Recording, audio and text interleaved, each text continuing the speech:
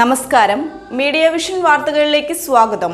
കർഷക ദിനത്തിൽ പേരാമ്പ്ര കൃഷിഭവന്റെ നേതൃത്വത്തിൽ കർഷകരെയും കർഷക തൊഴിലാളികളെയും ആദരിക്കുകയും അവാർഡ് വിതരണവും സംഘടിപ്പിച്ചു. ഗ്രാമപഞ്ചായത്ത് പ്രസിഡന്റ് വി.കെ. പ്രമോദ് ഉദ്ഘാടനം ചെയ്തു. പുതുവർഷം 1200 ചിങ്ങം 1 കർഷക ദിനത്തിൽ പേരാമ്പ്ര കൃഷിഭവന്റെ നേതൃത്വത്തിൽ കർഷകരെയും കർഷക തൊഴിലാളികളെയും ആദരിക്കൽ ചടങ്ങും അവാർഡ് വിതരണവും പേരാമ്പ്ര പഞ്ചായത്ത് ഹാളിൽ സംഘടിപ്പിച്ചു.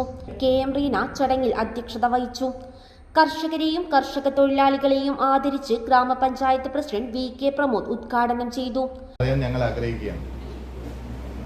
കാരണം കാർഷിക മേഖലയ്ക്കകത്ത് ഒരുപാട്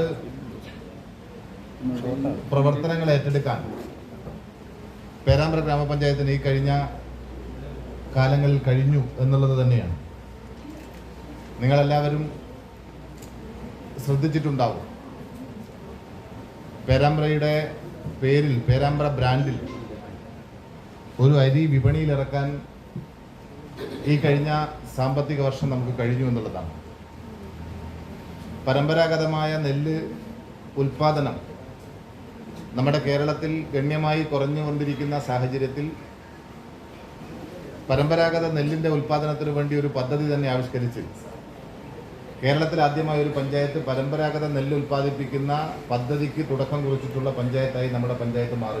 panchayat standing committee chairperson Sreeleja Puthiyadath, panchayat അംഗങ്ങളായ P K. Ragesh, Vinod Thiruvoth, cooperative bank president A K. Balan, Calicut university assistant professor Krishnakumar, രാഷ്ട്രീയ പാർട്ടി നേതാക്കളായ K P. Gopi, Sunilkumar, Gopalakrishnan Thandorppara, Mohanan Kizhakkayil, G K. Baburaj master, Edathumkara Ibrahim എന്നിവർ ആശംസകൾ അർപ്പിച്ച് സംസാരിച്ചു.